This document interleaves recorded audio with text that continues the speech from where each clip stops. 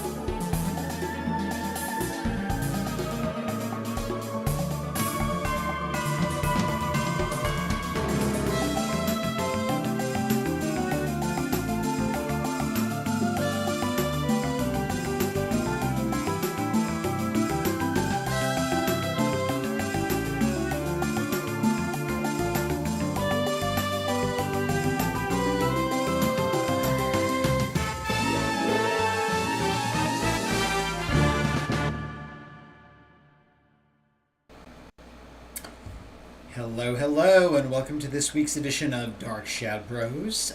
My name is Peter Mack, and I am just one of your hosts. First of all, I want to take the time to thank everybody who has been supporting us. This is our 4th episode, and we're having a ball. We're having an absolute blast doing this. So thank you guys so much for tuning in every week. If you're not tuning in live, you're tuning in on YouTube. We do appreciate that. When you go on to YouTube to watch this, if you are watching this on YouTube, please make sure to hit like and subscribe. It doesn't cost anything, and it helps us a lot with keeping these moving along the way we want to. So please like and subscribe on YouTube. And I hope everyone has had a wonderful happy Friday, or as like we like to say in the DS world, a happy Frid day. Again, my name is Peter Mack, and for those of you who don't know me, and there's absolutely no reason in this world why you should, I am a performer, a writer. I wrote for the Huffington Post for several years. I've worked primarily as a tribute artist, done a handful of off-Broadway shows and tours, wrote a book about the Salem witch trials as portrayed in the cinema, both stage, television, and movies, called Cinema Salem, of which Laura Parker wrote the foreword for. And I work primarily as a Judy Garland tribute artist, singing all live, not lip-syncing, portraying Miss Garland as if she was still alive and kicking and with us. Yes, even at 102 years old. Obviously, Charles Delaware Tate must have done a portrait of her somewhere. So that's my story, my little bio. And now I'm going to introduce you to one of our other hosts, Michael Panzerato. Hello, everyone. Good evening. My name is Michael Panzerato. I am an actor and a tribute artist as well. I do Jonathan Harris, who is, I always call my daddy in acting, and my granddaddy would be Clifton Webb. Anyway, long story short, I'm an actor, and I love being part of this. This is such a fun, we were just talking about this, so I wanted to say it to you all. This is the height of my week. No matter how bad things have been, I always look forward to doing this. Thank you all for following. Hit that like and subscribe. It helps a lot to keep us going and keeping DS quite alive. And looking forward to tonight's topic. And now let me introduce you to our third host, Dr. John Mack. Hey everyone, I'm Dr. John Mack. Peter and I have been together over 21 years. And I am also a tribute artist. In my cadre of folk, I'm primarily known for my tribute to the one and only Miss B. Arthur. And we played the part, I don't know, well over 2,500 times. So with that being said, back to Peter. Well, first of all, I want to do a shout out to our good friend and the subject of last week's topic of conversation, Miss Marie Wallace. Marie, as most of you know from her Facebook page, just underwent knee surgery. Marie just joined us. Marie, yay! Marie is tuning in. Look at that. We actually have Dark Shadow stars tuning in and watching with us. We love you, Marie. We hope you're feeling well. Last I heard, she is doing beautifully and on a very expedient journey to recovery. So we love you, we love you, we love you, Marie. And judging by the hits we've been getting on Marie's video and the comments, I've said this before, without a question, the most beloved Dark Shadow star of the entire clan, of the entire group. Marie is the most beloved. So we love, love, love, love, love you. Do you know, I wanted to just bring up something. I was going back and looking just at the reel for last week's clips of Marie. Michael, I don't know if you picked up on this. It's funny the things that you kind of ignore, but then you're watching and you're looking at Megan and Philip Todd open up the Naga box, and then all of a sudden Maria's holding a book that's like 5 times the size of the box. The things that come out of that box, it's like Mary Poppins' carpet bag. Hermione Granger's purse. One of my favorites. Mm-hmm. One of my favorites. It's every time I see a wooden box in a jewelry store, I always say, "Oh, it's the Naga box. Can I buy? Can I buy the Naga?" Nobody knows, but you know. But they make those. Nerd I am, and nerd I will be. My grandma had one of those boxes. I'm gonna yeah. jump in here for a second. Michael, you just mentioned that every time you see a jewelry box, you want to buy it because it's the Naga box.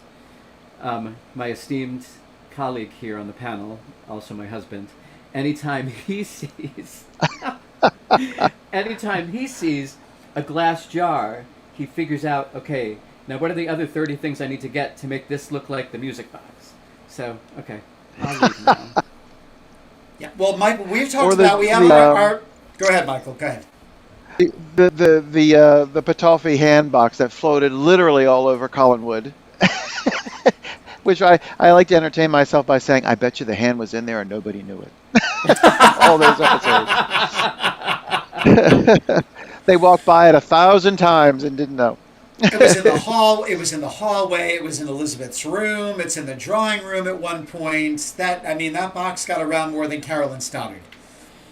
Mrs. Johnson. That's terrible. Naughty. I also would like to point out how cute it is that everybody has their Annie decoder ring on. Every time we all have a ring. We've got our Barnabas rings. Orphan Annie decoder ring. I feel left out. Yes, John doesn't have a Barnabas ring. We have to fix that. He does not have a Barnabas ring.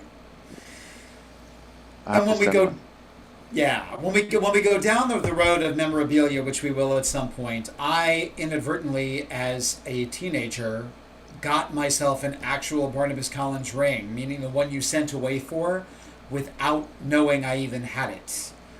And there was a wonderful fan, some people who may or may not be watching, or will watch later, will remember this wonderful gentleman by the name of Dean Wilson.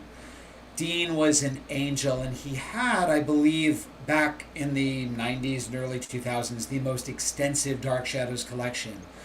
And we were at a festival once, and he noticed the ring on my hand, and he's like, "Can I take a really good look at that, Peter?" And anyway, the short version is he's like, "Yeah, you got the ring. I don't know how you got it, but you got it." And I'll go into that story another time, and its untimely demise, how it disappeared. But we'll save that for another show. Yes, yes, just like the pen, just like Burke's pen that went missing.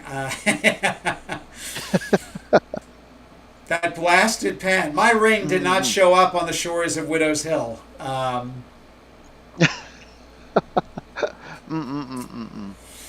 tonight's subject has got to be, right after Marie, another one of the most beloved stars on the show. Let's face it, without Willie Loomis, we would not have Barnabas Collins, because he wouldn't have been there to let him out of the coffin. So I thought it would be fun, since his birthday is just 4 days away, May 28th, 1933, I believe. How old would he have been, John? 1923? 1933.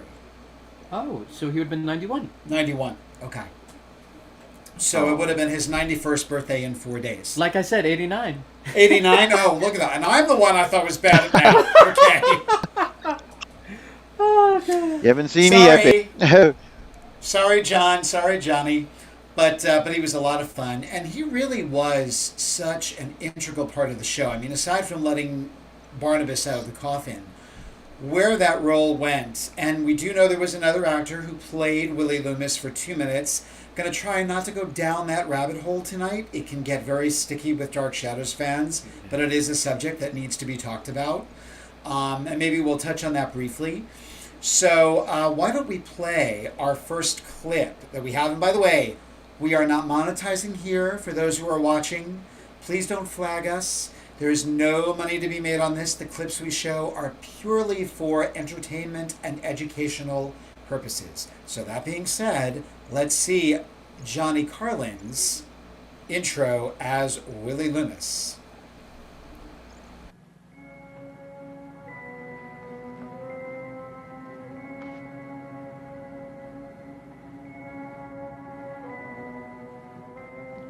Saw a guy in New York a couple of weeks ago, looked just like him.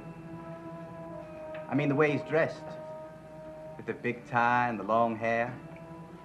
It takes all kinds, unfortunately. Well, of course, he wasn't nearly as elegant. He was a beatnik. Oh, you better not let Mr. Roger hear you say his ancestors look like any beatnik. Might not like it, huh? I have to remember that. You better. Of course, what the guy in New York was really missing was a pin like that one. One on the coat. Must have taken a lot of digging to come up with those diamonds. They should have left them in the ground. A good heart and a clear conscience are the only jewels worth having. Yeah, but what if you don't have them? The good heart and all that. You do well to get them. What if you'd rather have some like that pin? And you're probably worth past saving. Yeah, I guess so. This guy here, was he past saving? Judge not, lest ye be judged. And the ring, and that thing around his neck. I bet they were worth saving. Oh, you can be sure that they got special attention. The Collins family was never known for its set of values. But they could value something like that, huh? I wouldn't be surprised. They'd really hang on to stuff like that, huh? Well, I'll bet they still have that pin. And the ring, too. You want to bet? I'm not a gambling woman. Come on. You know better than that. I bet this family's got enough jewels stashed away somewhere to buy half a continent. Have they? I guess so. Come on. I said you know better than that. Well, I'll bet you've even seen them. No, now there you're wrong. I've heard about them just like everyone else. But seeing them is another thing. Colin's jewels are a legend by themselves, is what I heard. Well, that's what they say. And what else do they say? Once I heard... What? Go on. I didn't hear anything. I'm too busy to listen to stories, much less tell them. Great intro. Great intro. And Clarice, how great. Clarice was... She was so wonderful in those early episodes as Mrs. Johnson. It's kind of sad that later on they didn't quite give her as much to do as she had that first year and a half. You know what? They worked well together. And watching it now, a couple things really struck me. How real he was and how good. For a live shooting with virtually they had no rehearsal. He was smooth as glass. I mean, no interruptions or no bust in his flow or anything. But watching this, think about the pendant and all. I'm most excited as I did as a kid. Vampires coming soon. This must mean vampires coming soon, and that whole Brigadoon feeling of the Carlin family and Carlin. Back watching that, it was very strange. It was probably weird, but lovely. And by the way, while we're talking about memorabilia and stuff, I found a pendant in a thrift store like that, so I had to have it. That kind of weird medallion that he's wearing. I think I paid like $1.25 for it, and I have it in my collection. I have yet to put it on my Barnabas jacket, but it's not the one that they gave that Julian had. Is it? It's not, or that he got a pendant to protect somebody from somebody else. A big pendant like that, I remember. During the Pataldi thing, he got it to protect them. That's right. Because we see it. I mean, I always see Jonathan wear it at the costume party. It's on his jacket. Once. In fact, I think he's wearing the medallion. He's wearing the medallion. That's the only time we see the big, like, medallion, because I don't think we see it in 1795 at all. Yeah. But bringing it back to Johnny, yeah, I mean, now we mentioned there was another actor. His name was James Hall. He's a lovely gentleman. He's on some of the Dark Shadows boards, so it does get a little weird sometimes because people will kind of go after him. He was only on for about a week. I mean, it was just like a week's worth of episodes, and they realized it wasn't working. There's conflicting stories as to what happened. No one on this panel is here to judge James Hall. What I can say, I don't know, I'd be curious to know your opinion, but I remember the first time I watched those episodes when they finally released them. James Hall was creepy. And I mean where the scenes he has with Vicky, and particularly one with Carolyn, this guy is a rapist. This guy is clearly a sociopath and a rapist. You think, I mean, he made my skin crawl as the character. I'm not saying James Hall because I know he's a lovely guy, but it was a little too much. It was just a little too predatorial. Whereas I think Johnny Carlin, it was a little more cat-like. There was a little bit more cat-like precision, if that makes any sense. Mm-hmm. I agree with you. I think if that type of thing had continued for Willie, it would have more the relationship would have more been a Straker Barlow kind of. It wouldn't have been like Billy in the movie. He was all about helping Maggie, and there was a sense that he obviously liked her and he had strong feelings for her. But it was never. He might have screwed up. It might have been a hard kind of gentleman, not eloquent or anything like that. But it was a genuine kind of feeling for her. And then you would have never, I don't think, believed that the other Willie would have tried to get her out of Barnabas's clutches. I think he would have maybe taken advantage of the situation himself. Whereas John Carlin's Willie obviously wanted her to escape. He tried several times to save her life. The whole conversation about pity and mercy. So no, I'm with you. I think we wouldn't. I don't know that we would have had the same tender feelings for Willie. We wouldn't have cared necessarily that Barnabas beat him with a cane. And it's not again. It's not about going after James Hall. James, if you watch this, I've never had the pleasure of meeting you, but great guy, I'm sure. It just there was something that was not that there was something that Johnny brought to it that. It just worked, and I think there were some more layers there. First of all, I know that Carlin, for those fans who may not know, he didn't want to do a soap opera. It kind of fell into his lap. He equated it to Jonathan Frid's situation. He said, I was going out to California with my wife and kid, and my agent called and said, they want you to come in and read for this part. Actually, like, you're pretty much just going to get it because they're firing the actor. They need somebody right away to replace. He's like, Johnny said, I don't want to be in a soap opera. I want to go someplace. I want to be somebody. He was really kind of, his Brooklyn roots were coming through there. But they said, now just go and do it. And he said, I got the gig, and that was it. And he said he watched, I guess, James Hall's last episode from the booth. Unbeknownst to anybody else, he was up in the booth watching just to get an idea of what the character was supposed to be like, and they had explained to him that he comes from the bowels of the South. He is white trash.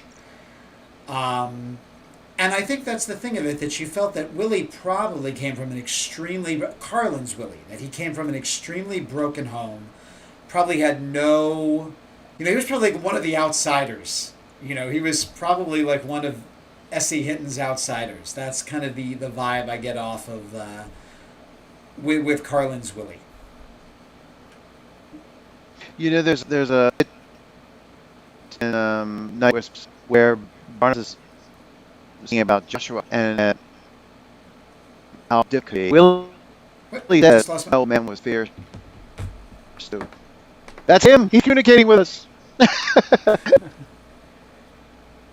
Hang on, Michael. My old man was fierce too. There we go. Michael is going in and out. Can you see me? Hang on, we lost you, Michael. Hang on. Michael, can you log back in? Also, too, just while we're getting Michael back in, I mentioned S.E. Hinton, and she actually wrote a Dark Shadows novel, which was sadly rejected. And so what they did was they just said, all right, change the title, change all the characters' names, but it's Willie's backstory. Yeah. It's Willie and Jason McGuire's backstory, and it, we'll discuss this at some point, but there's an Audible version of it. It's still available, I think, on Amazon and paperback, so it's worth checking out, getting Hawks Harbor, because she actually gave Willie her own backstory, and it goes into Maggie's kidnapping. So it's definitely something that's worth checking out. Again, just the way he was playing Willie, you knew that there was more there than met the eye. Do we have Michael? Is he back? Michael did mention something that I found really interesting, is that how amazing it was, him and Clarice, the way that they played off each other. There's a nuance to that scene, certainly the way that Johnny's playing it, but then also the way that Clarice is reacting. When she goes to tell him the second piece of information, and she gets the goosebumps on her arm, you can see her get chills and just decide she's like, anyway, amazing. No, Clarice, Clarice was just amazing. And she, it seemed to me that she was, I don't want to say babysitter, that's not it, but even Jonathan said that she really got me through my first day. She held my hand, she guided me, she helped me along, and she probably did the same thing with Johnny Carlin, because she had already been on the show basically a year and a half. I mean, she had to have been on the show all of those 11 months by that point. So she seemed to be everybody's kind of like little guardian angel when they came in. She kind of like, said, "Don't worry, you got this. I'm we're going to get you through this." But they did. They bounced off of each other beautifully. But I was mentioning, I don't know if you've ever read it, Michael, Hawks Harbor, which is the backstory of... Yeah, S.E. Hinton, author of The Outsiders, she turned it in as a Dark Shadows novel, and I guess the Curtis estate rejected it. So her publisher said, just change the names and the title, and we'll publish it anyway. And they did. And there's a couple of little goofs in there, because the person who's supposed to be Roger, a few times they forgot to correct the name, and it says Roger instead of the name of the character. Oh, that's great. I'm looking it up. I'm buying it. I'm gonna buy. Yeah. Amazon's a lovely thing. Isn't it great? And it's on Audible too. I was thinking the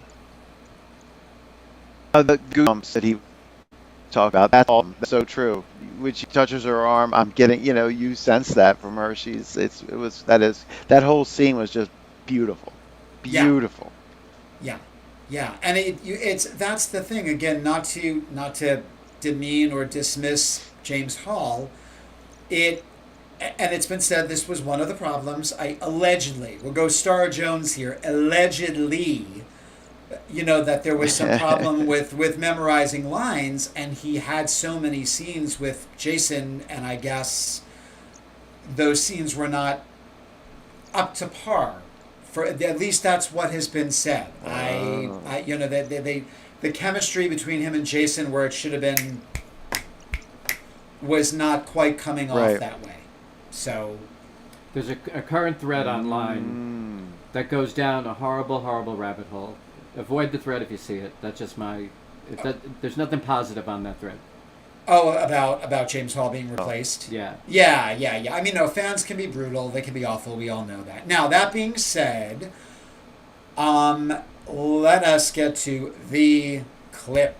What every Dark Shadows fan waits for, especially when they go back and start over again. So let's see clip number 2.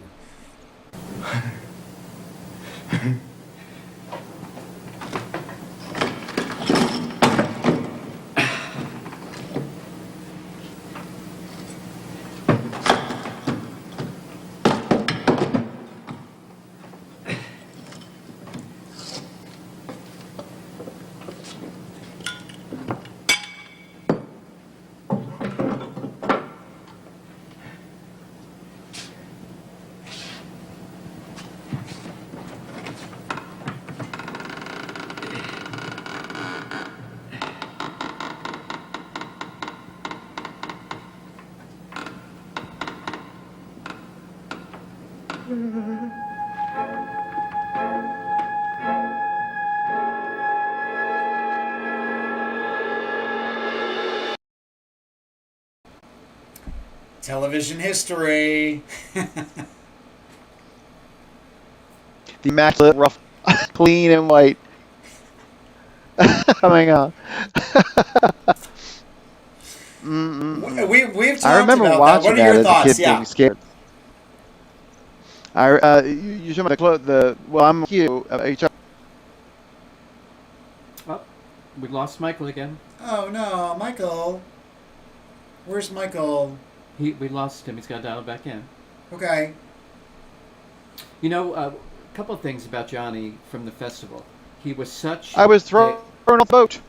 Are you back? Are you back? Do we have you back? I was thrown off the boat. You have me. There we go. Give us your thoughts. Give us your thoughts, Michael, and then we'll go to John's thoughts. So we're talking about Barnabas being immaculate in the coffin after that long, or how he would actually be, how we feel like he would actually be ravenous and filthy, and just like he looked in the unaired pilot.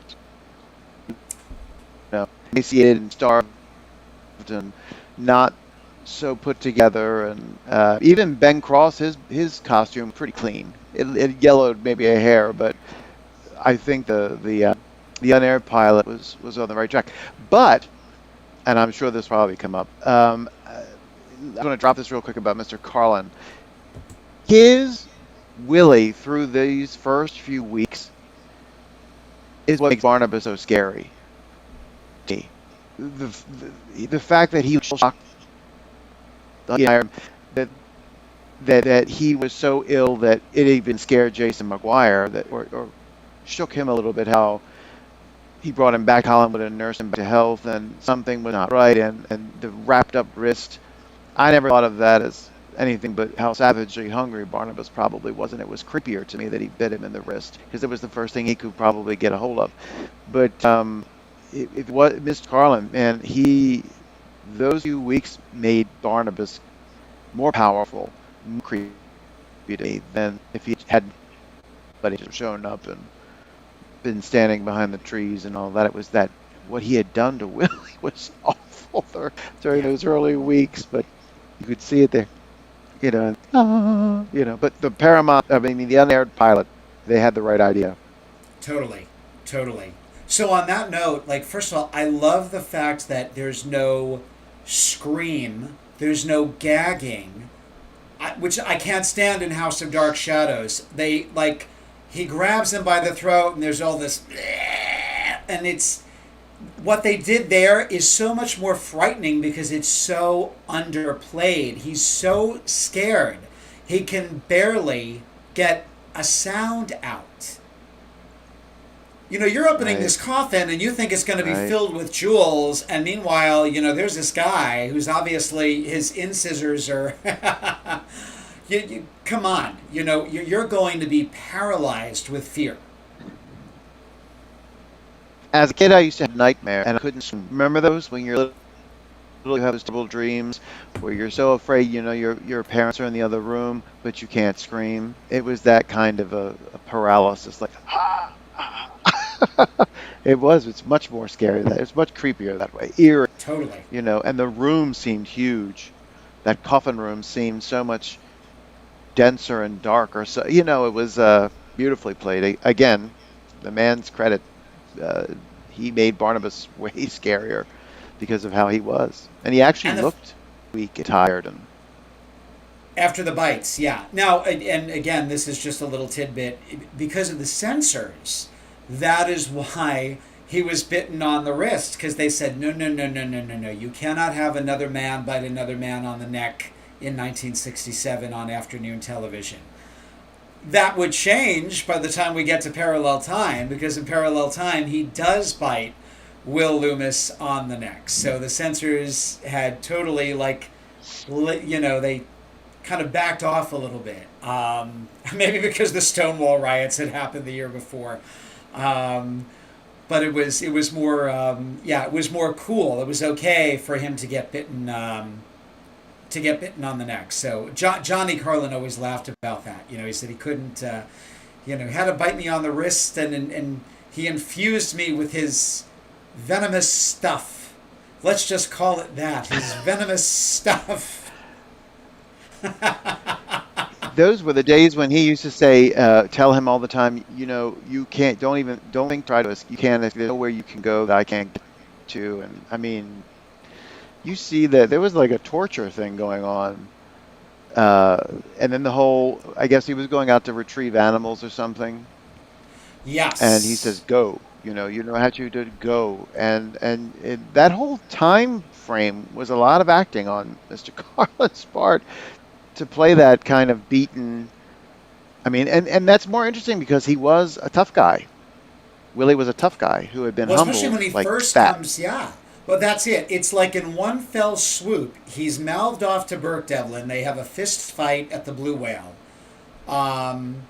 He's still kind of making overtures towards the ladies, and he really is being a badass. And it's kind of like, if I'm not mistaken, he and Jason, or he's alluding to Jason, like, I'll cut you in on this deal. And then it's, he goes off on his own to the mausoleum. So he thinks he's going to be on easy street, and in one fell swoop, his world turns upside down. Yeah, it's an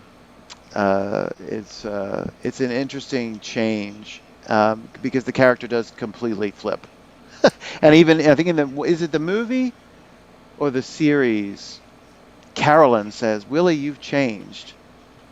There's something different about you, Willie." Is it the movie or when they're in the bar, which I presume is the Blue Whale? That's right. And I had dinner there. That was the Three Bears. That was the Three Bears in Connecticut. It's no longer there anymore. But I had relatives who lived over there, so I was like, "Can we please go to the Three Bears?" So they're like, "Yeah, the food is really good." And my mom is like, "He only wants to go because they filmed Dark Shadows there." Right. So for the food, baby. The food was great. The food was really good. It looked exactly the same. And the geek that I was, I knew where Barnabas and Maggie had sat. So we didn't sit in the booth because there was too many of us. We got to sit in the same area where Barnabas and Maggie have dinner. Did you keep putting your hand on the edge of the table? Like he had his hand resting on the edge of the table. You got that right. On the yeah. Right. So you make sure you see the ring there. Oh, man. Yeah, I think she says that's it where she says, "But Willie, you've changed." Yeah. Yeah. They do both. The series and in the movie. Oh, do they really? Okay. All right. Yeah, it's he does a complete flip-flop. And he made a comment once in it was on YouTube where he said Willie was doing what he's always doing, trying to save somebody's life. And it's true. Willie was always trying to run interference for David, for Maggie, for Vicky, not Julia. He was always trying to. That's one of my favorite lines. It impresses me, Willie, or it's interesting, Willie, how you're so worried about Miss Winters, but you don't seem to care at all what happens to Dr. Hoffman. Yeah. But he does. He's the one that says to Barnabas, "You got to admit that you care for her." I think it's during the Adam thing when Adam gets loose, Barnabas. You're clearly dancing around the one person you're most concerned about, which is Julia. So, Willie played a very interesting role in that whole dynamic. And by that point, is because when he does come back, I don't want to jump to the shark here, but when he does come back after he's been riddled with bullets, and he's those first couple of weeks or months where he is really kind of insane. I mean, he's going after Joe Haskell with a rifle, and he really is a little bit off his rocker, and then slowly he morphs back into the Willie he was before. Of course, Barnabas has him helping, dig up the body parts, and he's pretty much saying, "Why did I get involved in this again, man?" The psychosis between the two, like we talked about Barnabas's PTSD, and the psychosis behind Barnabas and Willie in those days must have been two damaged men, and the one really damaging the other ever more. Like he is just doing worse things than just more than even fighting and saving him. He's just doing getting him to do horrible things, and I find that all very interesting. a situation, and watching Yeah. that play out is pretty damned. And yet they become friends. Well, that's yeah, and we're gonna get to a clip of that. But here's the thing about Barnabas, typical villain. Even Barnabas has to be a little bit stupid. I mean, when Right. he says when Julia comes into the picture, and he's happy. Willie is very happy. Like, oh my God, if she cures him, you know. And Barnabas says, you know, do you think you'll be free of me because you'll be with me for the rest of your days and nights? He doesn't realize the moment he becomes human, he's going to lose all of his powers, which Laura touched on in the books. You know, he actually gets upset that, oh my God, I really am aging and I don't have the abilities. You know, he kind of is remorseful that he's.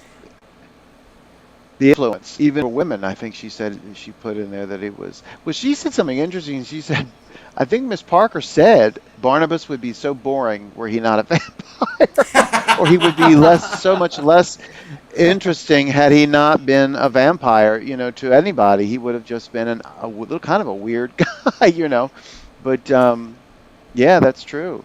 You talk And about one wonders if Willie would have stayed. You talk about the dichotomy about their relationship together, and I think this clip sums it up. I think this is, I hope it's 3A, it's black and white. Is it black and white, John? I would ask you, if you would, please, to use your influence with him. Try to persuade him to come to my office. It could be very important. Well, I'll certainly have a talk with Willie. Thank you. But of course, if he still refuses to see you, I can't force him to go. I can't force him to do anything against his will. Oh, it didn't hurt that much. I shouldn't have let you do it. Come on, give me a hand now. Now, you had no choice. Come on. May I see the slide? Oh, yes, of course. There isn't much to see unless it's under a microscope. Just hold it on the side. Thank you.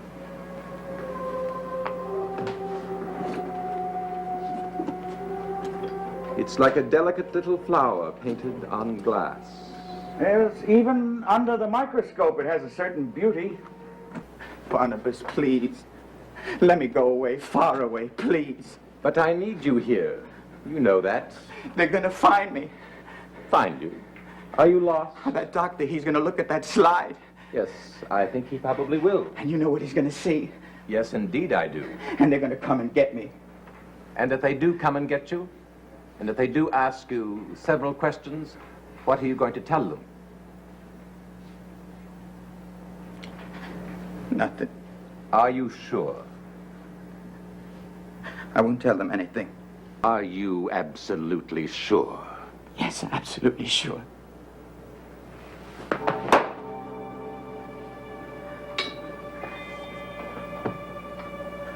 don't understand.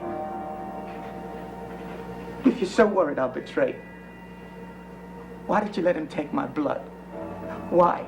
Oh, Willie, you have so little faith in me, don't you? Faith? Did you really think that I would betray you? What? Did you think that I would be more unloyal to you than you are to me? I am loyal. And you think that I am not? I only know you let him take my blood. Yes, I let him take the blood.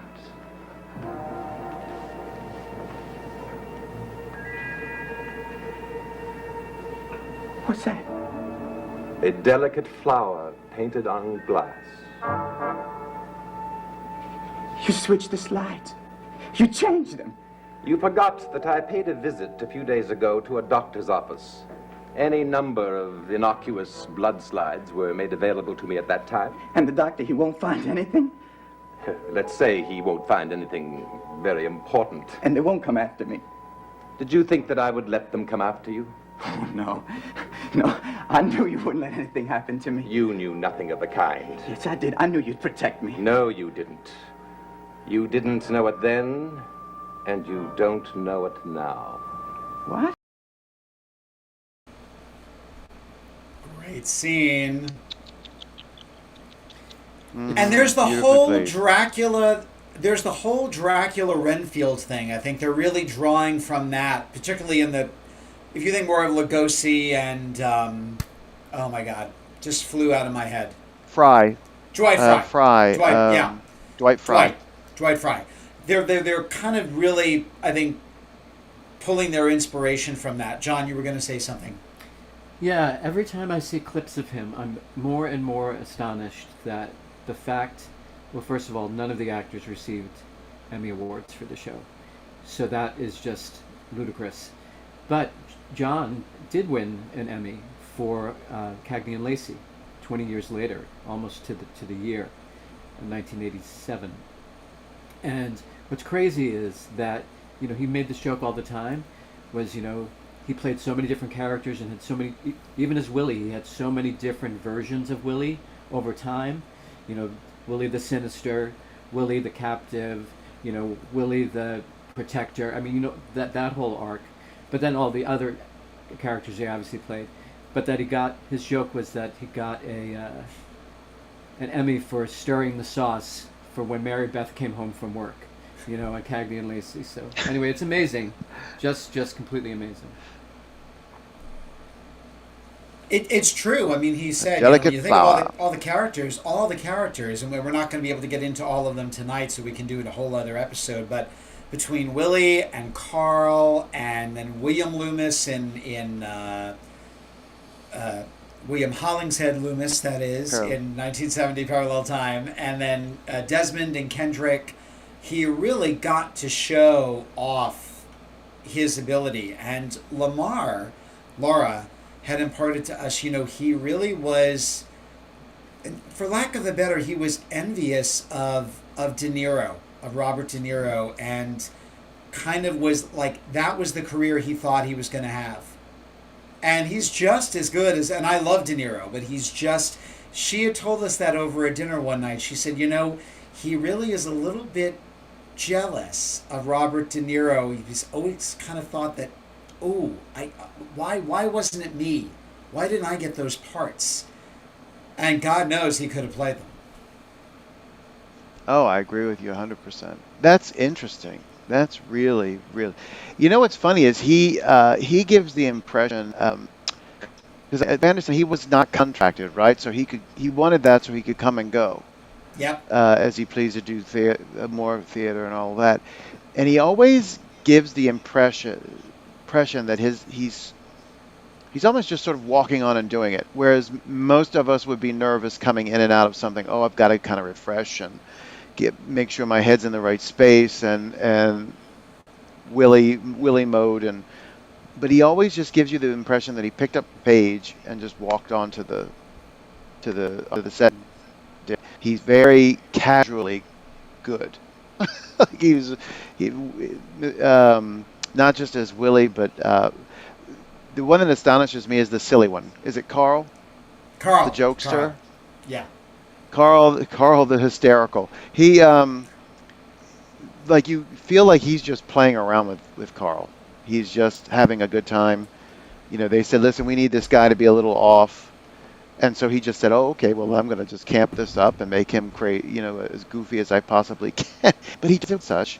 He's so casual about, which is something that I am, because I tend to be very awkward and stiff, which is fine because it tends to feed into the people that I play, but he's very fluid. Well, he was also a quick study. He was a quick study. He said he would learn his lines on the subway on the way to work. And he said, I'd have to learn all of Jonathan's lines too, just so that we were safe. And he said, I didn't have it tough. He's like, I wasn't there all of the time, and there wasn't the pressure on me. He said, the Jonathan Fridds of the world, they had the pressure on them because they were carrying the show. So, he was there for Jonathan in terms of, listen, if you don't, I'll hit it back to you. Even if you don't give it to me, I'll hit it back to you. Do you, okay, so that scene, I have a question about that for you as actor.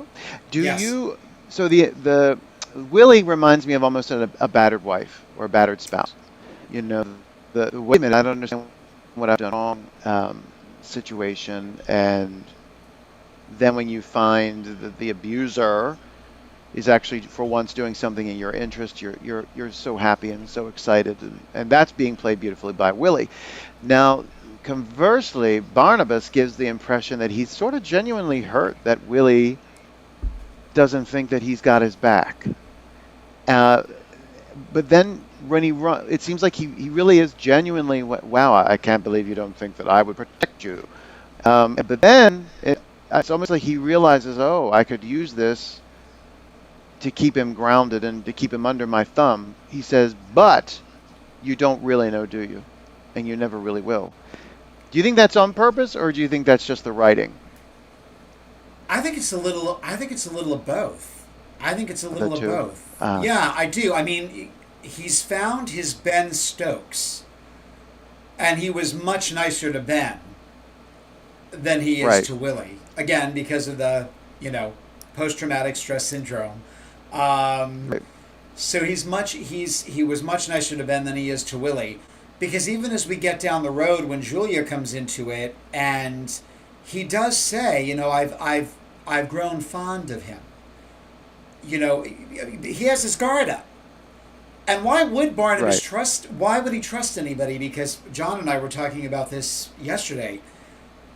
His Ben, his loyal servant and friend, screwed him over because he begged Ben to put him out of his misery. He begged Joshua to put... Why would he trust anyone? He's going to be looking in the rearview mirror all the time.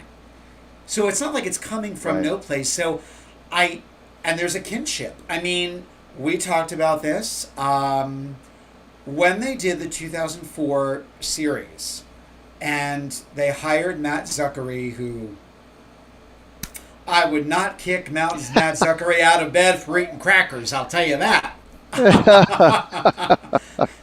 Yeah, and we're very close in age, Matt and I. We could be brothers, which just, I'm not going to say it makes it makes it dirtier.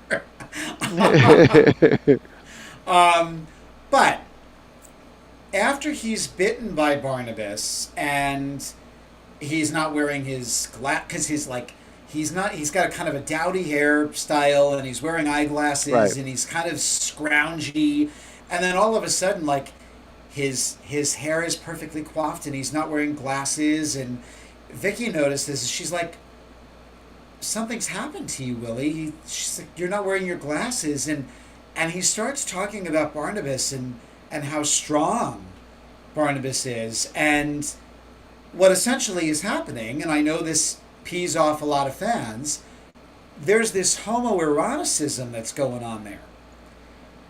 And I'm sure that he was feeding off of Willie, and someone brought up the subject on a board about Dracula with the that English short the short series they did with Clay Spang and Dolly Wells. Mm-hmm. Wells, yes.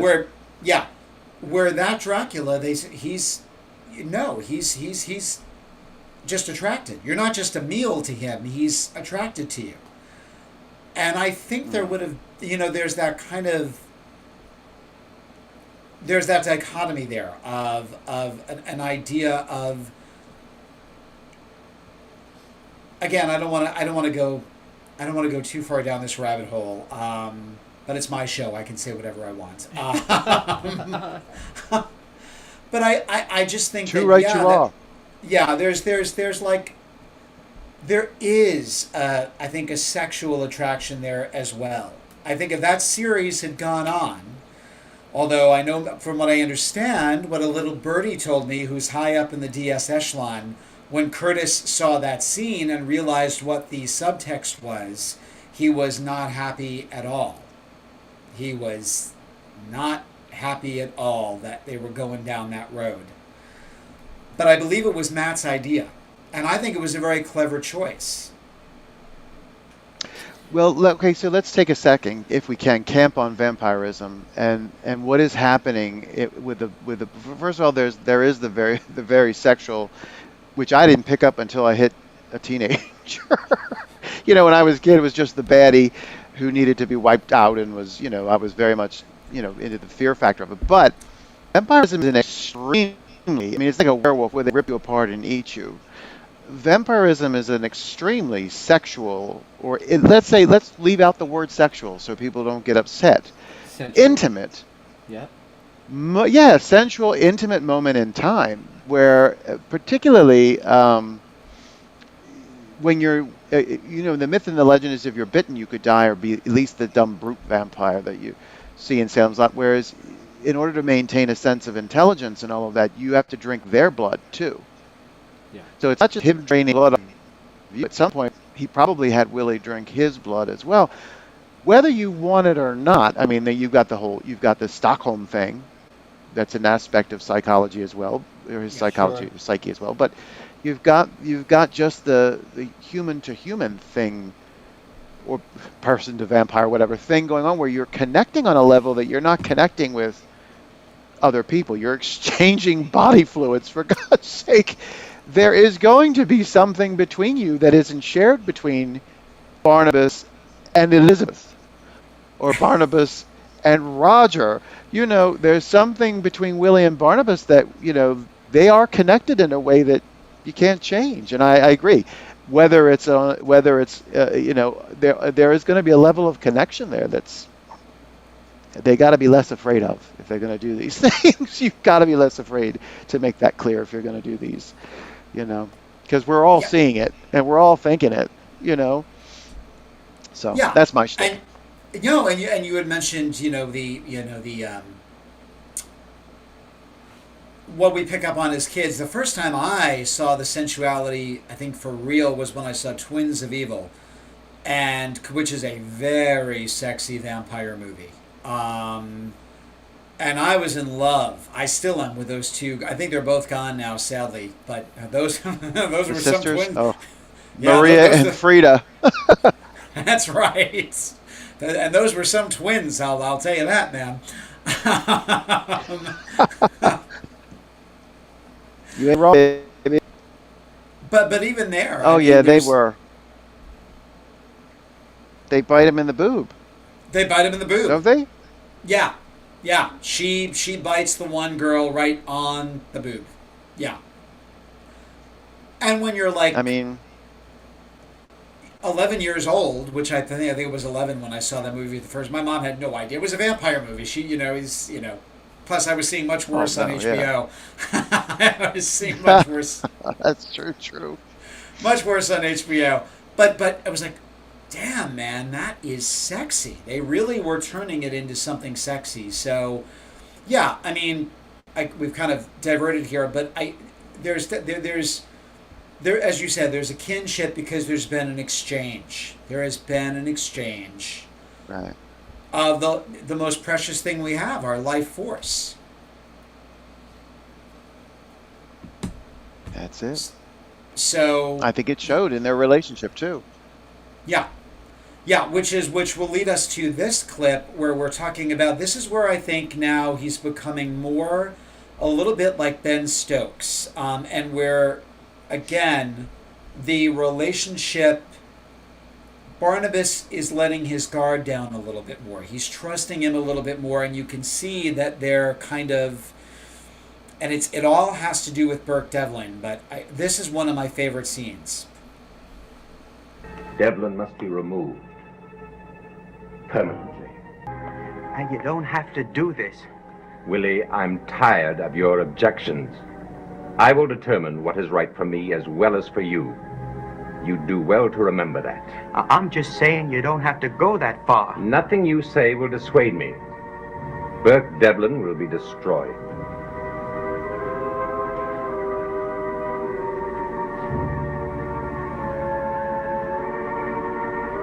Okay, your mind's made up. But won't you listen to me for a minute? What for? If you give me a chance to talk, I think I could make some sense.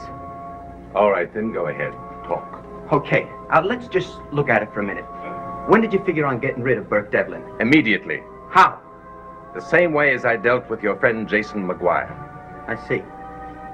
You think you can get away with it? Of course. There isn't the slightest doubt in my mind. I mean, you're sure you won't be found out? I mean, really sure. There's never been a word said about Jason McGuire, never an inquiry, nothing. I doubt that there ever will be. That might be so. But things were different in Jason's case. He had been practically run out of town. The sheriff ordered him out. People didn't like him. They were glad to see him go. He was on his way. He had no forwarding address. People had no idea where he was going. But Burke Devlin is something else. He's one of the most important men in Collinsport. People expect him to be here permanently. He's got roots in this town. So Jason never had that. Nobody cared that he was gone. And you contend that people will care when Burke Devlin disappears? Oh, they'll more than care. They'll want to know where he is. He can't just vanish into thin air. That's precisely what he will do, without a trace. If he suddenly disappears, they'll have a search for him like they never had before.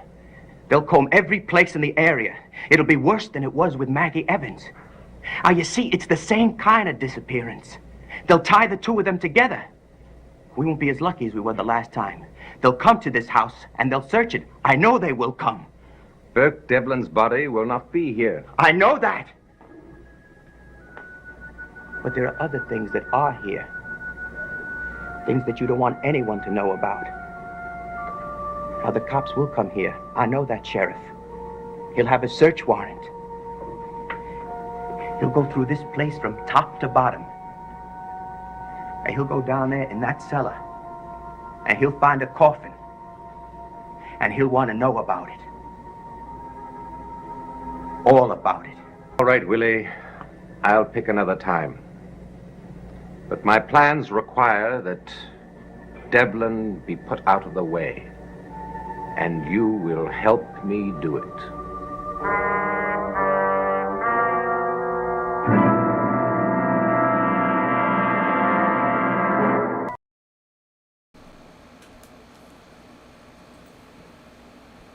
I agree with you, because Willie had no love of Burke.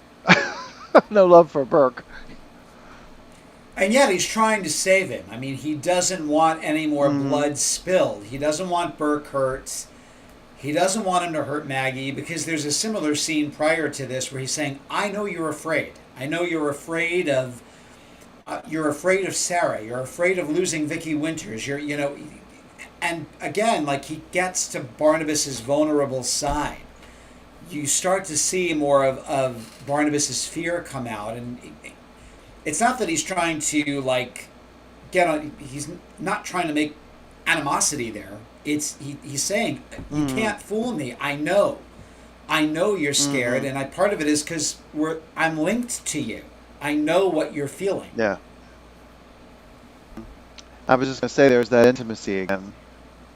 The sense of when you, like when one dances with somebody, you know what direction they're going to take. You know, when they move, you have that trigger. He senses that he's got a lot going on inside, and maybe this isn't a smart move for you, because they are going to come looking for you, and they're going to want answers. You know, don't grab this guy who's a pillar of the community, and don't do this thing. And he has a great way of coming off as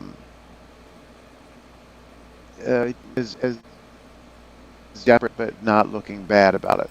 You know, Mr. Carlin, Willie, he comes off looking scared for other people and strung out by it, but not doing it so that it's silly. He has a really good way of. Hey guys, so for everyone out there, if you can see us, can you give us a message if you can see us?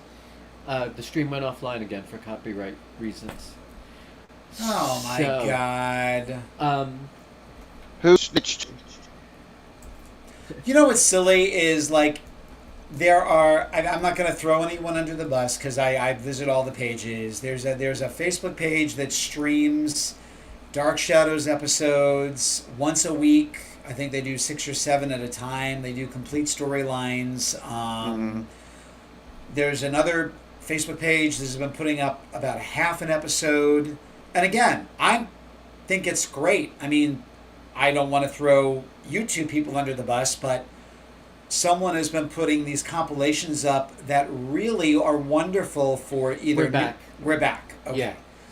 So sorry about that, guys, that we went out on the copyright thing. But again, this is just for entertainment and educational purposes. We are not monetizing on these clips.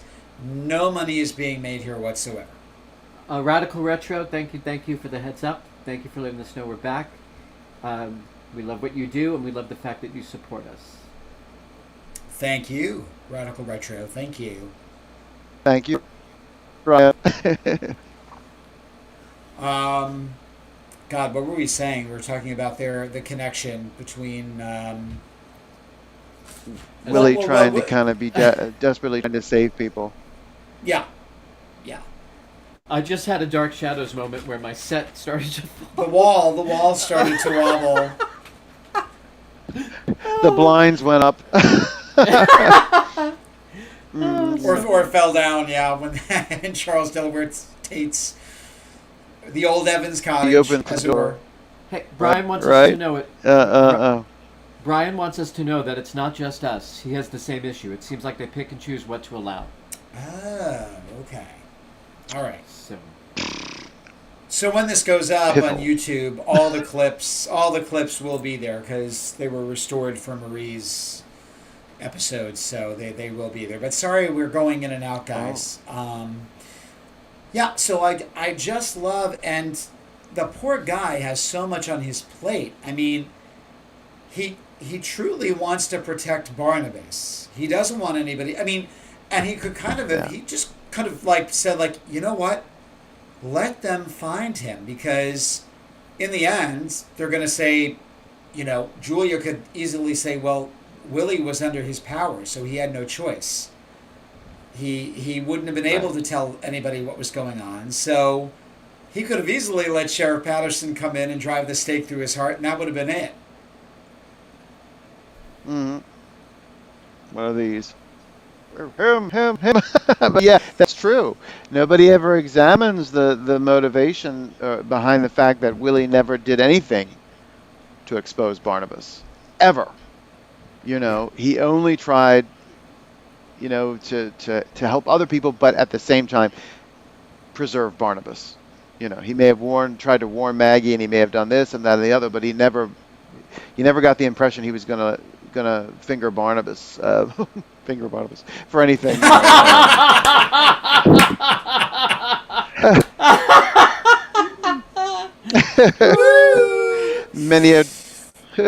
Many a drop slip tricks the cup and the lip. But anyway, you really feel love there. You know, a genuine kinship, which, I mean, we talked about this before. Had things continued in the vein that they did in the movie, you would never have seen that happening. You know, he was just a bit of property, sad but true. And in the film, and in House of Dark Shadows, I was thinking about this, I'm like, you know what, Willie is probably the most likable, and he really is the hero. Willie really is the hero of House of Dark Shadows. It's not even Jeff Clark. Oh yeah. It's Willie that drives that thing in, that sucker in. Yeah. And isn't there the whole... Like, it's been a long time since I've seen Hods. Yeah. A long time. So this could be completely wrong. We'll do a Hods. We're going to have a Hods night. Doesn't Willie threaten Barnabas to expose him as a vampire? He doesn't threaten to expose him. He goes to... He betrays him. He goes to Professor Stokes. That's right. Okay. And there was a scene that was cut. I know that. I don't know if they filmed it or not. No one knows, I think, whether they filmed that or not. But there is a scene between Stokes and Willie, and it's in one of those drafts. I don't know if it's in the final draft, but yeah. He tries to warn Maggie, and then that's when they're at the Three Bears. The Collins poured in, and she unwittingly, you know, she snitches on Willie, you know, and let's drink a toast to Willie for being so concerned for your safety.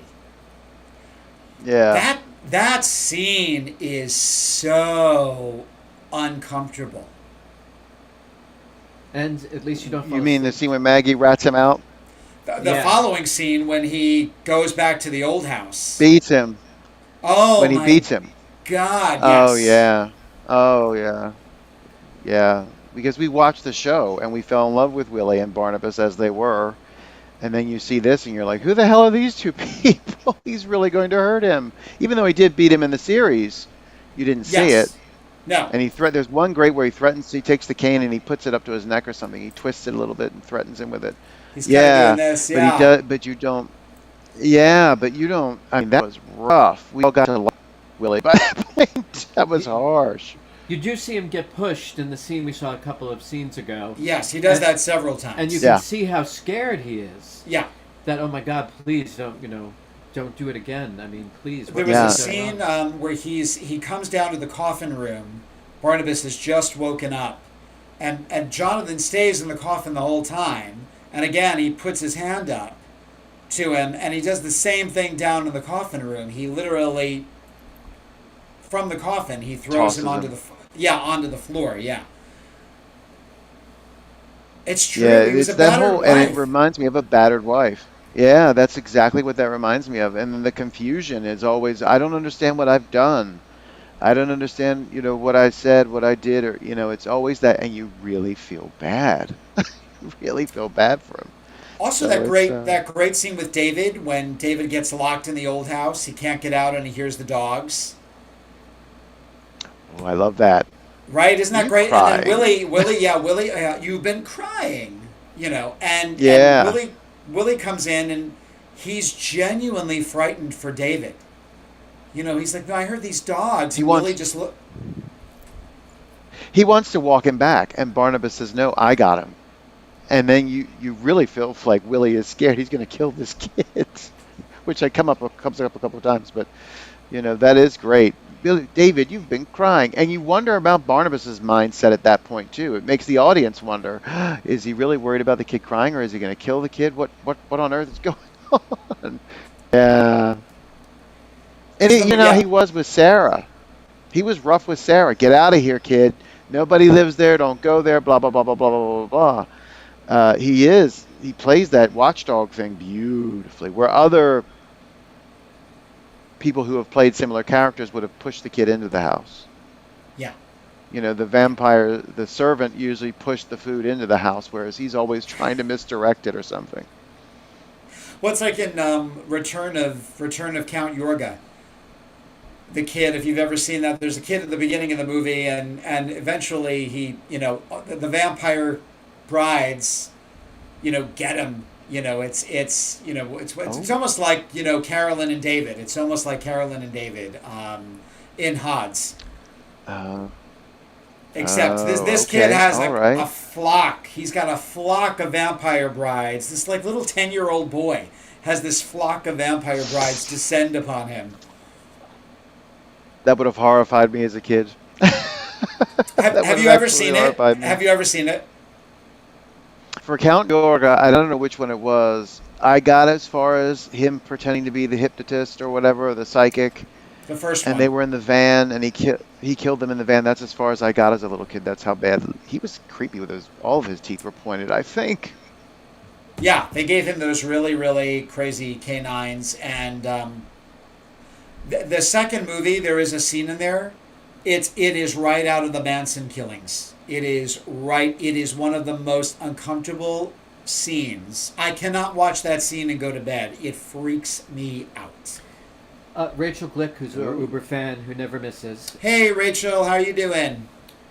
So she wants to know, and this has been asked a few times. Okay. So we'll allow Rachel to ask it. Who were all of the characters that John played on the show? Because she said that she's in a fight with a friend about one particular one that gets left off the list. So can you name the different characters? She sent me a list. Willie, Carl, Desmond, William H. Loomis, Desmond, and Kendrick. Ah, okay. So Kendrick Young is the one that keeps getting left off of lists, she said. People say to her, no, that wasn't him. So, okay. Yeah. Okay. And then she says, what was he so obsessed with in 1897 Finding? She can't remember either that or she's trying to stump us. Well, they all want to find the will. They all want to find Grandmama's will. Yeah. And then Pansy, obviously, well, he's I think determined to find out who killed Pansy, and then he ultimately discovers Barnabas, and Barnabas kills him. She's well, thank you, Rachel. We appreciate you trying to stump us, but trust me, amongst these two, you cannot. She's trying to get us to say, in 1897, he's trying to find Jeremiah Collins' treasure. He's trying to find Jeremiah Collins' okay. Okay. Oh, we lost Michael. Michael! There we go, you're back. You're back. You cut out for a second. That was Rachel Glick putting the whammy on us. All right, Rachel, cut it out. Okay. Rachel Glick, any relation to Danny Glick from Salem's Lot? Or Jiminy Glick, for that matter. Rachel, can you tell me? Jiminy. Oh my God. Tell me about it, Rachel Glick. Rachel Glick, you are a fan. You are a person. Rachel, now what's your name? Oh, God. We got to meet the guy that was based on.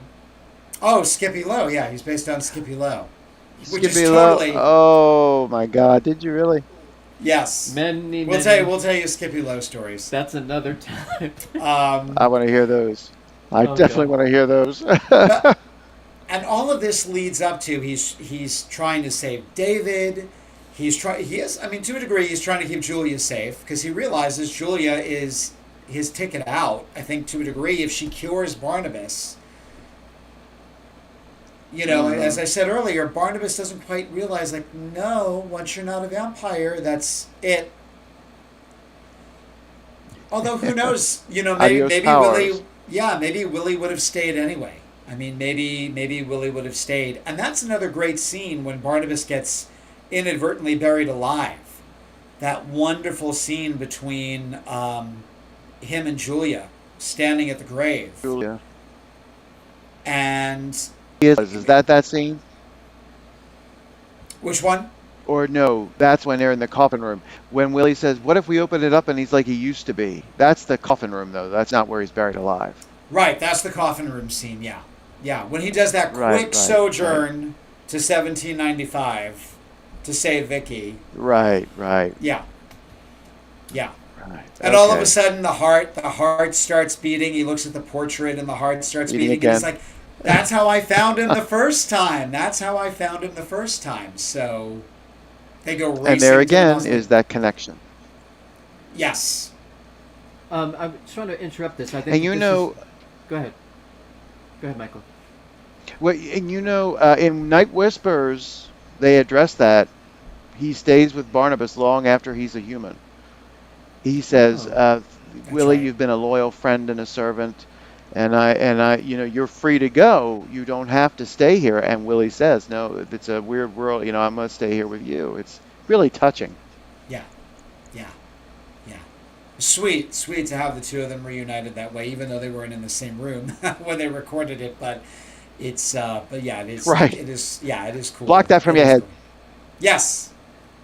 Never mind that. So there's an Uber fan of John Carlin's named Steve Gomez, who's a first-time viewer of ours. So welcome, Steve. Hey, Steve. Steve purchased from Hello. John's son something that I think is really worth mentioning, particularly because I don't think a lot of people know this and or talk about it. But John was a war veteran. He was also a war hero from the Korean War, and he actually was awarded the Bronze Star. And Steve Gomez purchased that from John's son. So I think with Memorial Day, it's certainly worth mentioning. Oh, wow. Absolutely. Yes, it indeed. is. Yeah. Ah, that's very lovely. Well, God love you, Johnny. And Adam, and I'll tell you what, we were talking on a board the other night just about John had a lot of sex appeal. He actually did have quite a bit of sex appeal. And Adam, the apple didn't fall from the tree. Cause handsome boy. Handsome. His son, Adam, is another cutie patootie. But we were talking about, since we're celebrating Johnny, that wonderful movie he made. I believe it was one of his sojourns from the series. He went off to do Daughters of Darkness which if you've never seen it, guys, great vampire movie. It's all based upon the Elizabeth Báthory story. Delphine Seyrig, hope I got her name right, plays the Countess. It's set in the present day, which then is 1970. He had a wonderful time filming it. He loved filming it. We get to see his tushy because he has a shower scene, which is and man, was the guy sexy. Johnny Carlin was a hottie patati. But it's a great flick, and it has a cult following. He attended several screenings of Daughters of Darkness over the years. On screen right now, that is a picture of Johnny with his son Adam. With Adam? Yep. Not a great picture, but certainly you can see what a handsome boy. Yeah. And he was on a panel once, and they said, "Did you mind the fanfare?" Oh, go ahead. Oh, no. I'm just going to say about Daughters of Darkness. His character in that said they kept certain scenes from me. They didn't want me to. I was talking to someone, and it said that I'm talking to my mother. He said, well, P.S., I come to find out that mother is this 60-year-old man that I'm having an affair with in another part of Europe. And the director didn't want me to know because he thought I would quit the picture if I had known the character was bisexual. So every time I'm on the phone talking to my mother, I don't realize that here on the other end is this very effete, very, very effete guy who's my gay lover that I have on the side. in A bloke. Daughters of Darkness. Mummy's a bloke. Mummy's a bloke. He was on a panel once, and they'd asked somebody if he minded somebody asked if he minded the fans every day, and he said, "Are you really asking me if I minded a bunch of 18-year-old girls hoarding after me after every? Come on." But he said it with that great voice, that he had that great voice of his. Made it very funny. He was a unique guy, man. When he and Dennis Patrick would get on stage together, that was it. They were the show. Dennis with his dirty limericks. He had a wonderful limerick about Leela Swift. Dennis said, Leela Swift was my darling. The moment that her slip started to show and one of her bra straps started to fall down, we knew the show was on the air.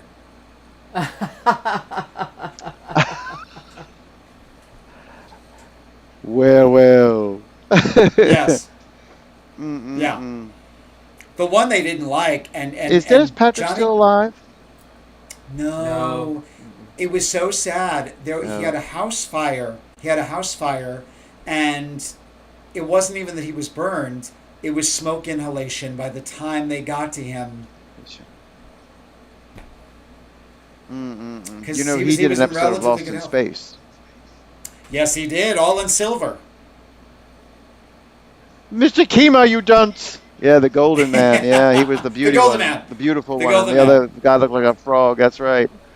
But I remember watching that thinking, oh, that's Jason McGuire. Jason McGuire. Yep. But him and Carlin together, and he said we couldn't keep a straight face. Carlin would crack up. He said, watch, you'll see him biting the inside of his mouth. Because every time I would go, Willie, he would just start to crack up. You were about to say something, and you should continue the thought. John Carlin hated a particular director on the show. He hated a particular director, and that was Henry Kaplan, who, by all accounts, Terry Crawford alluded to the fact that he was extremely mean to her. Donna Wandry said it, and Jonathan Frid pulled her aside and said, just so you know, he does this to everyone. You're the new kid on the block. Don't pay any attention. Eventually it will go away, but he loves to do this. But Johnny Carlin was the only one who had the cojones on a panel to say, what did he call him? He was like a freak, geek, jerk. And he said he would bully. He had Chris Pennock in tears one day. He really, really would go out of his way to make the actors feel bad. And Johnny was the only person. It's like Karen Grasley, who loved Michael Landon, but in her book wrote, we went through a period where Michael was not so very nice to me. And you have to realize that, Pa Ingalls was a character, and he was a real human being.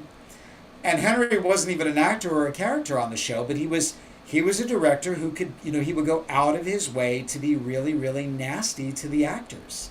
And Carlin hated him, and he capped it off by saying, Dan Curtis's fault, probably got him really cheap.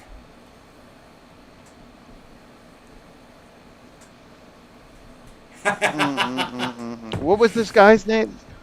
Kaplan? Henry Kaplan. I'm going to look. Yes, one on me. Henry Kaplan.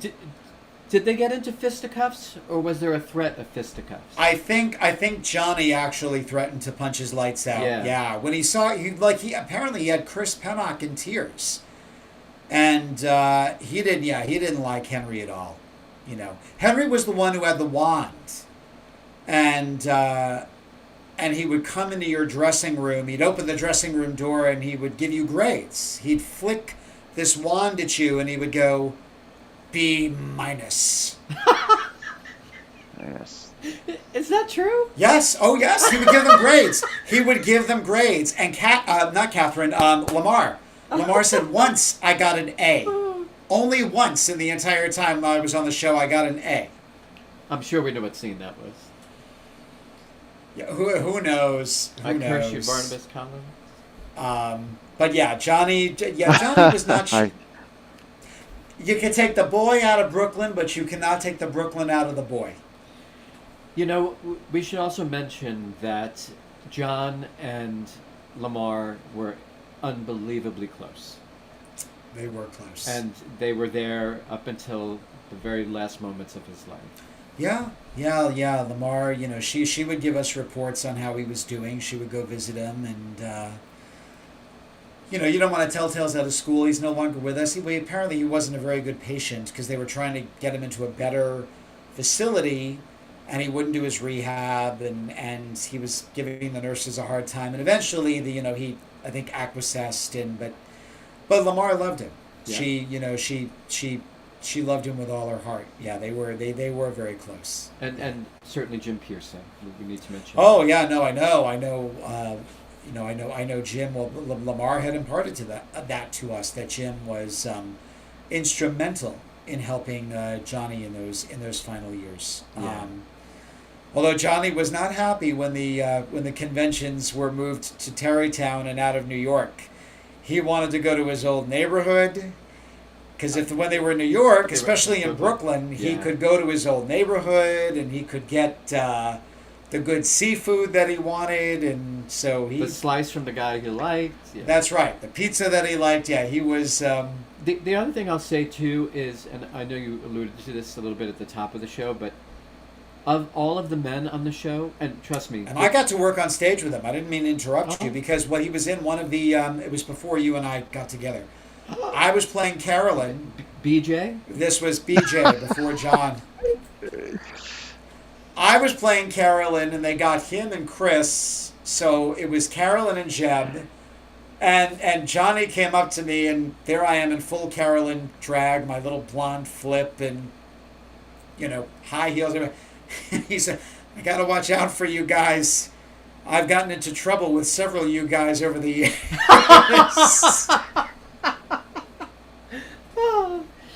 What I was going to say is, there are men on the show. David Selby is a true gentleman. Jim Storm is a kind, sweet man. Yeah. Chris Pennock was delicious. But John Carlin was the everyday man. He literally was the most approachable. We would all, after the bar closed, we would all be in the lobby until the lights came up, and many, many, many times he was there. Yeah. He really, really relished the fact that he was a part of the show. He never, ever, ever made fun of it. No. And then I cherish the moments that he and Marie were on stage together. They were really a great pair, and I love the fact that they were matched up in the reunion episode. Oh, yes, Jessica and Willie in Return to Collinwood, Yeah. which, if you guys have never listened to that, Brilliant. it's up for free on YouTube to listen to. Jamieson Selby, David's son, wrote it. Speaking of handsome men. Oh, yes. Yeah, Jameson takes right after his dad. He's a very good-looking guy. That was wonderful because John and I got to see that live Yeah. when it premiered in Brooklyn. And to see all of these people on stage, most of them reprising the roles they had played on the show. The sad part is that Jonathan wasn't there. It was just before he came back to the fests. It's just that was the missing link, but it still worked. Jameson did a beautiful job. And he and Marie were really cute together as so cute. Jessica, his girlfriend. And if I recall, I think Willie was putting a hot tub or a jacuzzi into the basement of the old house. That's he exactly had finally right. Barnabas let him put electricity into the old house. Yeah, and one of the great things about that episode, by the way, I just got into a fight on a board about this, so I'm glad we're mentioning it because I Okay. meant to tell you this. But Oh, tell me. there's a slew of people out there in fandom who do not believe that the writers ever intended to make official that Victoria was Elizabeth's daughter. It is crazy, I know, but in the reunion episode, they really clear that up. There is no shadow of a doubt. Well, so when that happens, and I hate it to be a spoiler alert Go for it. but I just gave it away. it's the reading of the will. They're all there for the reading of Elizabeth's will. Yeah. And Carolyn is reading it, and she gets down, and finally I'm paraphrasing here, but I kept the secret too long. Victoria Winters, was my daughter. Carolyn, please find your sister and bring her home.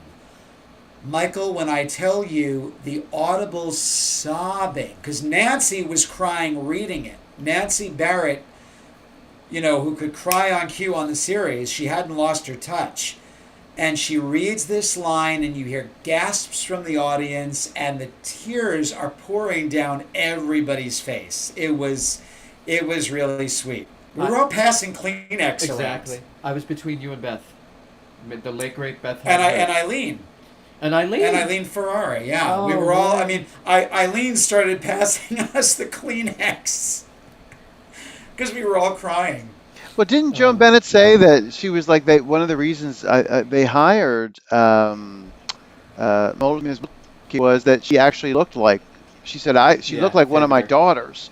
She said she actually looked like one of my kids. When I saw her, I couldn't believe hello. They brought her in, and again, Joan was up in the fish tank, and she didn't have her glasses on. And she said, wait a minute, what's my daughter doing here? And that was one of those things where it was like, okay. Because they had already seen a kind of a resemblance, and Joan was like, what's my daughter doing here? She thought it was a prank. Yeah. So that's it. That apparently that was one of the That's things the story. that got her the part.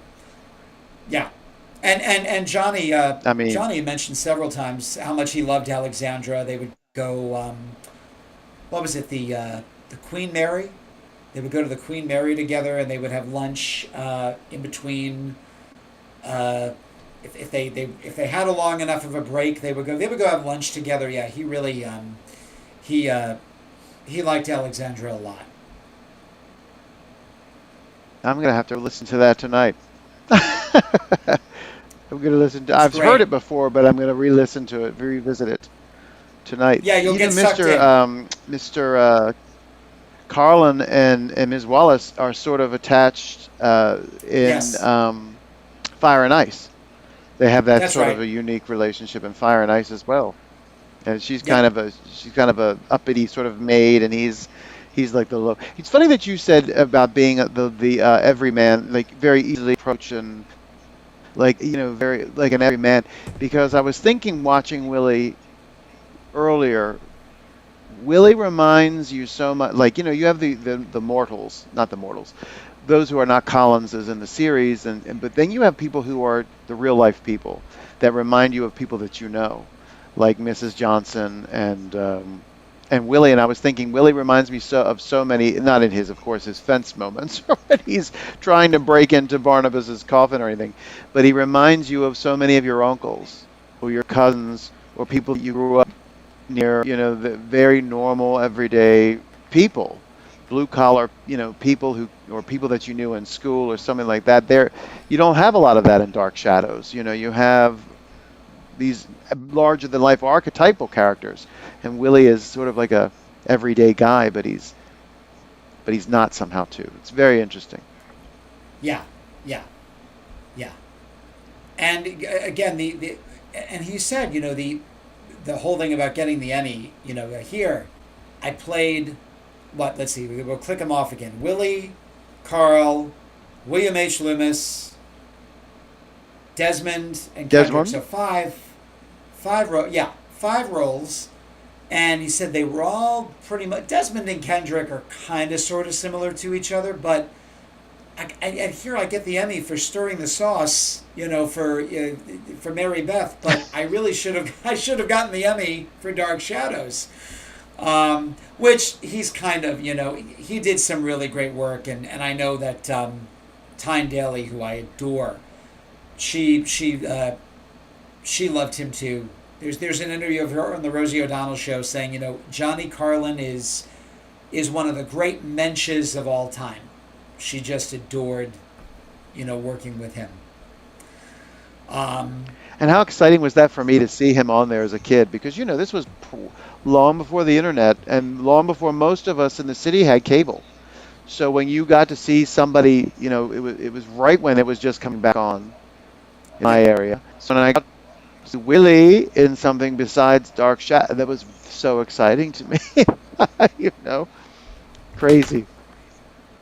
And also, I'd like to point out, we'll go down this rabbit hole another time, but you look at Johnny Carlin, and then there's Jim Fife in the 1991 series. Jim was wonderful. They took the character in a whole other direction, though. I mean, it's not the Willie that was created for the original series. People are on the fence about, the fact that Willie is much more of a kind of a dimwit. He's more dim-witted. But he's lovable, and Jim Fife is an amazing actor, so he made it work. I don't know if another actor, the way they were writing Willie for the new series, I don't know that it would have worked if another actor had played that part. And then there's Matt Zuckery, who I loved. I mean, that was, and Johnny Carlin went on to the set to meet with Matt on one of his filming days, and there's a picture of the two of them together, and Matt said that he was just so sweet and so supportive and so encouraging, and gushing all over him. And again, a little birdie had said, they're going to bring Burke Devlin into this new series if it gets picked up, and they've already courted Johnny Carlin to play Sam Evans. Oh, that would have been wonderful. That would have been.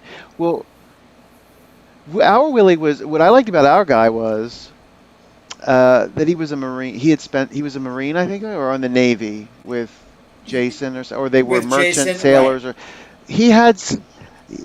they had something going. Willie had something going on before Barnabas that was shady, but made him kind of interesting as the slave of a vampire. Whereas Renfield was a solicitor who had been bitten by Dracula and twisted.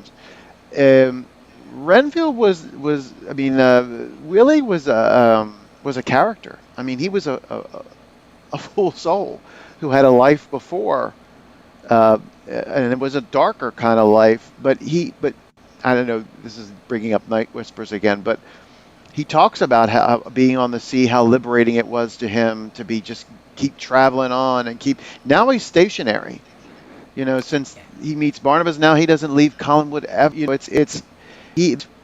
Our guy, I think, had, because they didn't make him a dunce or the run-of-the-mill, vampire slave. He was more interesting, I think, and he had a lot of dimensions to him. You didn't. Renfield just went mad and ate bugs, Yeah.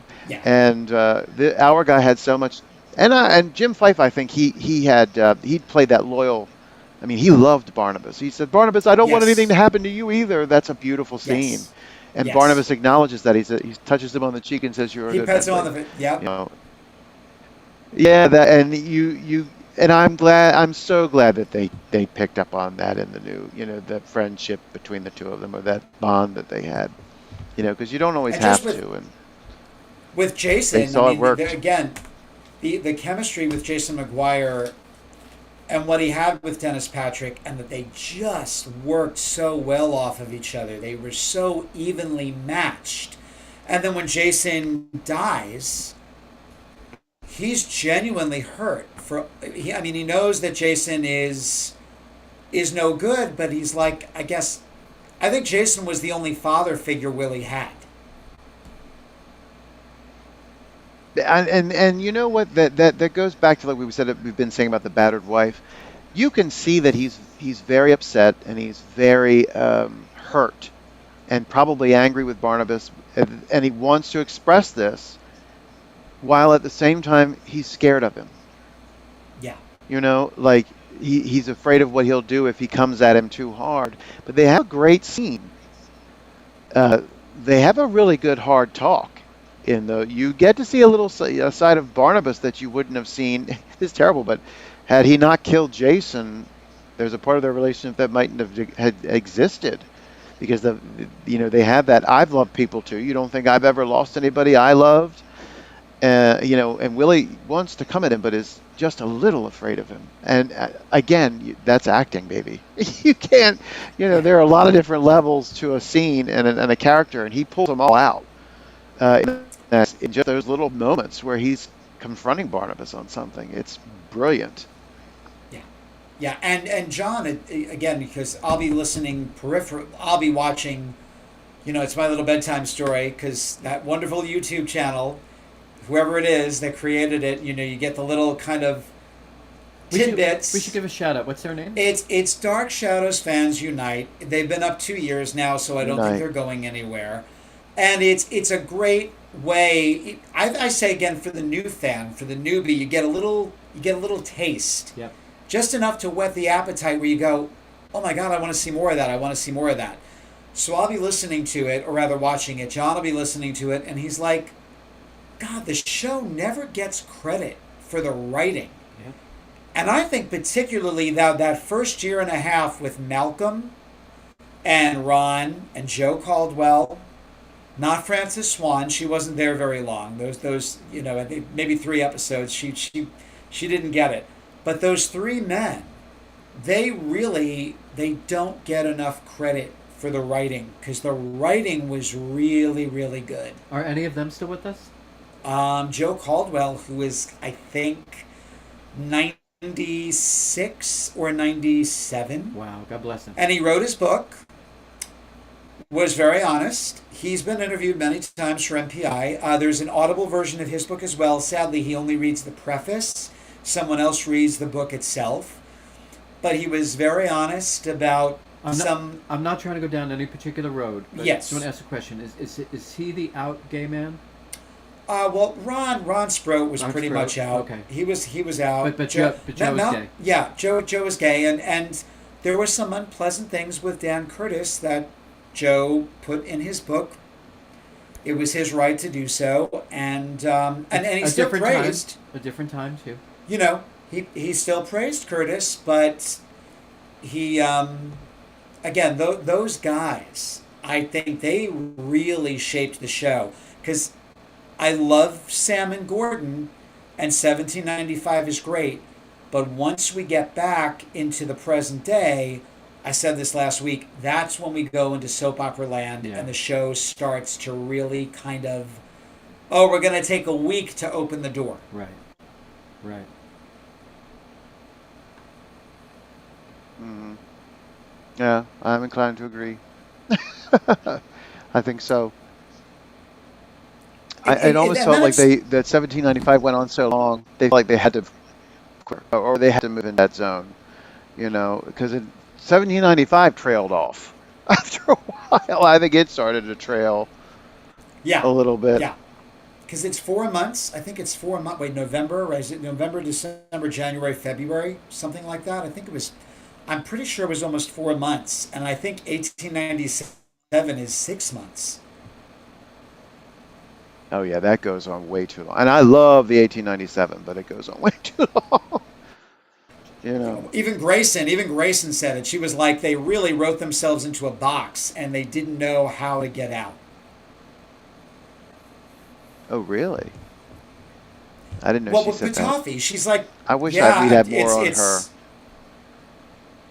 There's stuff out there. I wish people would put it out there. In fact, the Ron Barry shows, I know all of Jonathan's appearances you can listen to on Ron Barry. The full cast interview, let's see, it's Jonathan, Grayson, Roger Davis, Humbert, Robert Rodin, and Chris Penn. No. The Jennings, Tom Briscoe. That's right. Yeah. So they're all on there. Grayson's on that. There's an interview that nobody can find that he did with Just Thayer, which I wish somebody would unearth. There's a whole interview with Just Thayer David. That's gold right there. That's terrible. Yeah, but there are several. There's one audio that was released, not by the Dark Shadows people, but it was just released, and where she has a bunch of fans over to her home, and she allowed them to tape record, and it is a hoot. This is 1973, I believe, 72 or 73, and she has these 3 girls over to her apartment on 57th Street, and she knows she's being tape recorded, and she's funny, and she's there's some maternal stuff there, and then she gets very very Julia Hoffman like. Dishy. Yeah, she gets a little dishy. Yeah, she gets a little dishy. She had a little Dumay, little gin and tonic. Oh, lovely. Speaking of Grayson Hall, yes. Did you see Catherine Lee Scott's post today? Oh, about her green skirt suit. Like, how many more times can she wear this? Does it ever go to the cleaners? You can't just change out your scarf, Julia.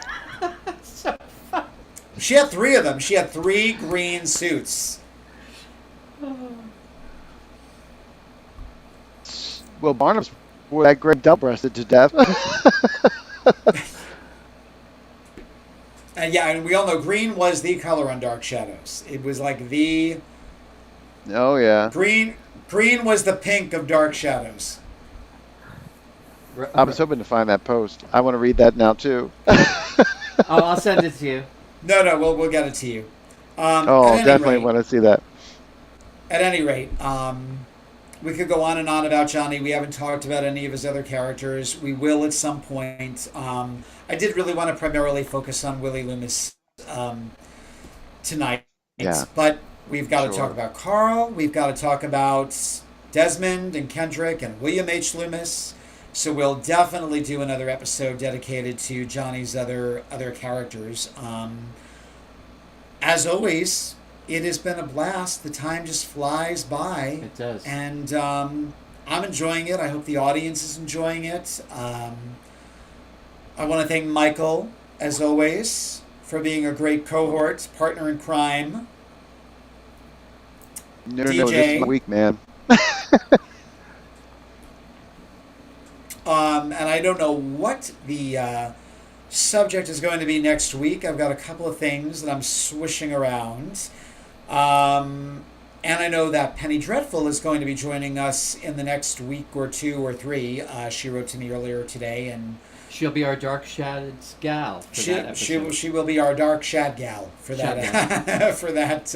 And she's going to be with us the whole episode, right? Yes. Right. Yes. Whatever subject we choose, Penny is going to chime in on that. Don't forget, guys, to tune into her Yes, please. podcast, Terror at Collinwood. It's a lot of fun. I know she wrote earlier today, she said there's an episode coming out this weekend, so be on the lookout for that. And check out Terror at Collinwood. Remember, if you're watching this on YouTube, like and subscribe. Please leave your comments, questions, whatever. If you have a subject you'd like us to cover, we're all ears. And that being said, I hope everybody has a very safe and happy Memorial Day weekend. And we look forward to seeing you all next week as we step back into the dark shadows of Collinwood. Thank you so much, guys. Have a great night. Good night.